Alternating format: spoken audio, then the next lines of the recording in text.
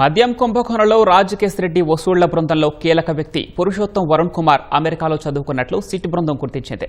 కేసులో మరో నిందితుడు బూనేటి చాణుక్య ఇంటర్లో తన క్లాస్మేట్ కావడంతో యూఏఎస్ నుంచి తిరిగొచ్చిన తర్వాత వరుణ్ కుమార్ మద్యం స్కామ్లో భాగమైనట్లు తేల్చింది.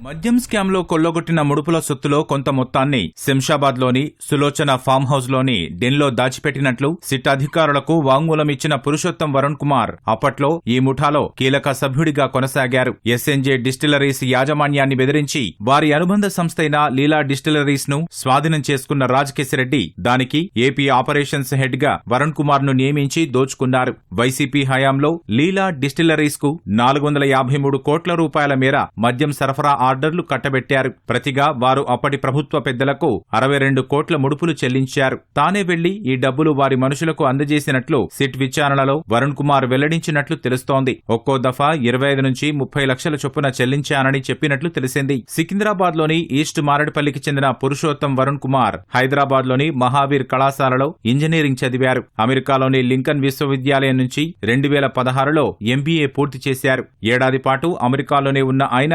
2018లో భారత్కు తిరిగొచ్చేశారు. రాజకేశిరెడ్డికి ప్రధాన అనుచరుడు, మద్యం ముడుపుల వసూళ్లలో కీలక పాత్రధారి బూనేటి చాణక్య, వరుణ్ ఇంటర్లో క్లాస్మేట్లు. ఆ స్నేహంతో చాణక్య వరుణ్ ను అదాన్ డిస్టిలరీస్ లో ఆపరేషన్స్ మేనేజర్ గా నియమించారు. తర్వాత లీలా డిస్టిలరీస్ కు ఏపీ ఆపరేషన్స్ హెడ్ గా నియమించారు. ఇలా కుంభకోణంలో వరుణ్ కీలకంగా మారారు. రాజకేశిరెడ్డి తరఫున అనేక వ్యవహారాలు చక్కబెట్టేవారు.